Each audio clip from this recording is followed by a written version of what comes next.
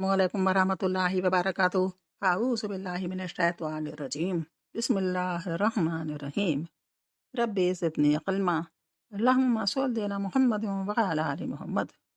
कल सीरत नबवी में तीसरा मरहला के दो हिस्सों के बारे में पहला हिस्सा लिया गया था, जिसमें जंग हुनैन के बारे में जिक्र था।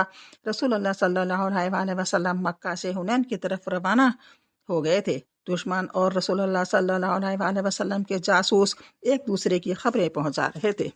अब आगे, इस्लामी लश्कर पर तीर अंदाजों का अचानक हमला। इस्लामी लश्कर मंगल और बुध की दरमियानी रात 10 शवाल को हुनैन पहुंचा, लेकिन मालिक बिन औफ यहाँ पहले ही पहुंचकर और अपना लश्कर रात की तारीकी में इस वादी के अंदर उतारकर इसे रास्तों, गुजरगाहों, घाटियों, पोशीदा जगहों और दर्रों में फैला और छुपा चुका था, और इसे ये हुक्म दे चुका था कि मुसलमान जो ही नमूदार हों इन्हें तीरों से छलनी कर देना, फिर इन पर एक आदमी की तरह टूट पड़ना।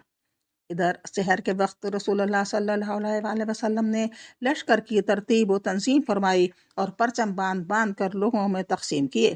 फिर सुबह के छटपटे में मुसलमानों ने आगे बढ़कर वादी हुनैन में कदम रखा। वो दुश्मन के वजूद से कतई बेखबर थे। इन्हें मुतल्लिक इल्म न था कि इस वादी के तंग दर्रों के अंदर सकीफ व हवासन के जियाले इनकी घाट में बैठे हैं। इसलिए वो बेखबरी के आलम में पूरे इत्मीनान के साथ उतर रहे थे कि अचानक इन पर तीरों की बारिश शुरू हो गई।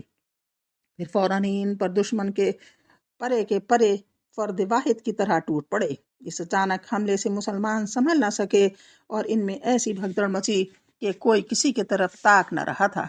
बिल्कुल फाश शकिस्त थी। यहाँ तक कि अबू सुफियान बिन हरब ने, जो अभी नया नया मुसलमान था, कहा अब इनकी भगदड़ समंदर से पहले न रुकेगी। और जबला या कल्दा बिन जुनैद ने चीख कर कहा, देखो आज जादू बातिल हो गया। ये इब्न इसहाक का बयान है। बरा बिन आसिब रजी अल्लाह अन्हु का बयान, जो सही बुखारी में मरवी है, इससे मुख्तलिफ है। इनका इरशाद है कि हवाजन तीरंदाज थे, हमने हमला किया तो भाग खड़े हुए। इसके बाद हम गनीमत पर टूट पड़े और तीरों से हमारा इस्तकबाल किया गया। और हज़रत अनस का बयान, जो सही मुस्लिम में मरवी है, वो बज़ाहिर इस भी कदर मुख्तलिफ है, मगर बड़ी हद तक इसका मुवेद है। और हज़रत अनस का बयान, जो सही मुस्लिम में मरवी है, वो बज़ाहिर कदर मुख्तलिफ है, मगर बड़ी हद तक इसका मुवेद है। हज़रत अनस का इरशाद है कि हमने फ़तह मक्का किया, हम फिर हुनैन पर चढ़ाई की। मुशरिकीन बहुत उम्दा सफ़ों में आए जो मैंने कभी न देखी थी। सवारों के सफ़, फिर प्यादों के सफ़, फिर इनके पीछे औरतें, फिर भेड़ बकरियां, फिर दूसरे चौपाए। हम लोग बड़ी तादाद में थे। हमारे सवारों के मेमना पर खालिद बिन वलीद थे, मगर हमारे सवार हमारे पीठ के पीछे पनाहगीर होने लगे और जरा सी देर में हमारे सवार भाग खड़े हुए। आराब भी भागे और वो लोग भी जिन्हें सब जानते हैं, और वो लोग भी जिन्हें तुम जानते हो। बहरहाल जब भगदड़ मची तो रसूलुल्लाह सल्लल्लाहु अलैहि वसल्लम ने दाएं तरफ होकर पुकारा, लोगों मेरी तरफ आओ, मैं अब्दुल्लाह का बेटा हूँ, मोहम्मद हूँ। इस वक्त इस जगह आपके साथ चंद महाजरीन और अहले ख़ानदान के सिवा कोई न था। इन नाजुक तरीन लम्हात में रसूलुल्लाह सल्लल्लाहु अलैहि वसल्लम की बेनज़ीर शुजाअत का ज़हूर हुआ। यानी इस शदीद भगदड़ के बावजूद आपका रुख कुफ़ार की तरफ था और आप पेश कदमी के लिए अपने खच्चर को एड़ लगा रहे थे और ये फरमा रहे थे, मैं नबी हूँ, झूठ नहीं, मैं अब्दुल मुत्तलिब का बेटा हूँ। लेकिन इस वक्त अबू सुफियान बिन हारिस रज़ी अल्लाह अन्हु ने आपके खच्चर की लगाम पकड़ रखी थी और हज़रत अब्बास रज़ी अल्लाह अन्हु ने रकाब थाम ली थी। दोनों खच्चर को रोक रहे थे कि कहीं तेजी से आगे न बढ़ जाए। इसके बाद रसूलुल्लाह सल्लल्लाहु अलैहि वसल्लम ने अपने चचा हज़रत अब्बास रज़ी अल्लाह अन्हु को, जिनकी आवाज़ खासी बुलंद थी, हुक्म दिया कि सहाबा किराम को पुकारें। हज़रत अब्बास कहते हैं कि मैंने निहायत बुलंद आवाज़ से पुकारा, दरख्त वालों, बैतुल रिज़वान वालों, कहाँ हो?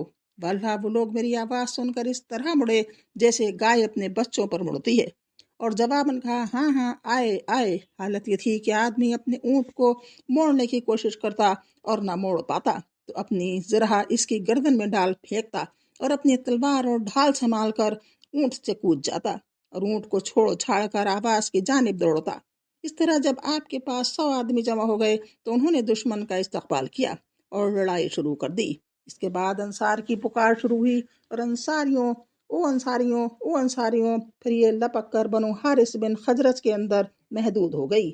ادھر مسلمان دستوں نے جس رفتار سے میدان چھوڑا تھا اسی رفتار سے ایک کے پیچھے ایک آتے چلے گئے اور دیکھتے دیکھتے فریقین میں دھواں دھار جنگ شروع ہو گئی۔ رسول اللہ صلی اللہ علیہ وآلہ وسلم نے میدان جنگ کی طرف نظر اٹھا کر دیکھا تو گھمسان کا رن پڑا ہوا تھا۔ فرمایا اب چولہا گرم ہو گیا ہے۔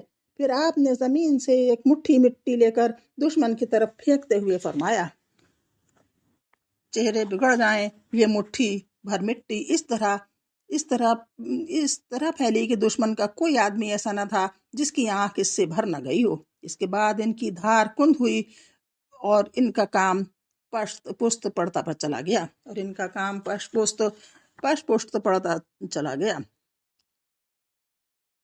دشمن کی شکست فاش۔ مٹی پھینکنے کے بعد چند ہی ساعت گزری تھی کہ دشمن کو فاش شکست ہو گئی۔ ثقیف کے تقریباً 70 آدمی قتل کیے گئے اور ان کے پاس کچھ مال، ہتھیار، عورتیں اور بچے تھے مسلمانوں کے ہاتھ آئے۔ یہی وہ تغیر ہے، یہی وہ بدلاؤ ہے جس کی طرف اللہ سبحانہ وتعالیٰ نے اپنے اس قول میں ارشاد فرمایا ہے، جس کا مطلب ہے اور اللہ نے حنین کے دن تمہاری مدد کی جب تمہیں کثرت نے غرور میں ڈال دیا تھا، بس وہ تمہارے کام نہ آئی اور زمین کشادگی کے باوجود تم پر تنگ ہو گئی۔ پھر تم لوگ پیٹ پھیر کر بھاگے، پھر اللہ نے اپنے رسول اور مومنین پر اپنی سکینت نازل کی اور ایسا لشکر نازل کیا جسے تم نے نہیں دیکھا اور کفر کرنے والوں کو سزا دی اور یہی کافروں کا بدلہ ہے۔ یعنی اس سے پہلے جب اپنا لشکر دیکھ کر مسلمانوں کے دل میں یہ خیال آیا تھا کہ ہم 10,000 کی یا اس سے بھی زیادہ کی فوج ہے، آج ہمیں کوئی شکست فاش نہیں دے سکتا۔ یہ حالانکہ محمد صلی اللہ علیہ وسلم کو بہت بات ناگوار گزری تھی، مگر اللہ نے ان کو دکھا دیا کہ لشکر سے کچھ نہیں ہوتا جب تک اللہ کی مدد نہ آئے۔ تعقب۔ شکست کھانے کے بعد دشمن کے ایک گروہ نے طائف کا رخ کیا، ایک نخلا کی طرف بھاگا اور ایک نے اوطا کی راہ لی۔ رسول اللہ صلی اللہ علیہ وآلہ وسلم نے ابو عامر اشعری رضی اللہ عنہ کی سرکردگی میں تعقب کرنے والوں کی ایک جماعت اوطاس کی طرف روانہ کی۔ فریقین میں تھوڑی سی جھڑپ ہوئی، اس کے بعد مشرکین بھاگ کھڑے ہوئے، البتہ اسی جھڑپ میں اس دستے کے کمانڈر ابو عامر اشعری رضی اللہ عنہ شہید ہو گئے۔ مسلمان شہزواروں کی ایک دوسری جماعت نے نخلا کی طرف پسپا ہونے والے مشرکین کا تعقب کیا اور درید بن سما کو جا پکڑا، جسے ربیہ بن زفی نے قتل کر دیا۔ شکست خوردہ مشرکین کے سب سے بڑے گروہ کے تعقب میں جس نے طائف کی راہ لی، خود رسول اللہ صلی اللہ علیہ وآلہ وسلم مال غنیمت جمع فرمانے کے بعد روانہ ہوئے۔ مال غنیمت یہ تھا: قیدی 6,000، اونٹ 24,000، بکری 40,000 سے زیادہ، چاندی 4,000 اوقیہ یعنی 1,60,000 درہم، جس کی مقدار 6 کوئنٹل سے چند ہی کلو کم ہوتی ہے۔ رسول اللہ صلی اللہ علیہ وآلہ وسلم نے ان سب کو جمع کرنے کا حکم دیا، پھر اسے جیرانہ میں روک کر حضرت مسعود بن عمرو غفاری رضی اللہ عنہ کی نگرانی میں دے دیا اور جب تک غزوہ طائف سے فارغ نہ ہو گئے اسے تقسیم نہ فرمایا۔ قیدیوں میں شیمہ بنت حارث سعدیہ بھی تھیں، جو رسول اللہ صلی اللہ علیہ وآلہ وسلم کی رضائی بہن تھیں۔ جب انہیں رسول اللہ صلی اللہ علیہ وآلہ وسلم کے پاس لایا گیا اور انہوں نے اپنا تعارف کرایا تو انہیں رسول اللہ صلی اللہ علیہ وآلہ وسلم نے ایک علامت کے ذریعے پہچان لیا۔ پھر ان کی بڑی قدر و عزت کی، اپنی چادر بچھا کر بٹھایا اور احسان فرماتے ہوئے انہیں ان کی قوم میں واپس کر دیا۔ بس اتنا ہی، انشاءاللہ کل پھر ملاقات ہوگی۔ اللہ حافظ، السلام علیکم۔ کل سے انشاءاللہ روزہ ہے، بہت سب کو مبارک ہو۔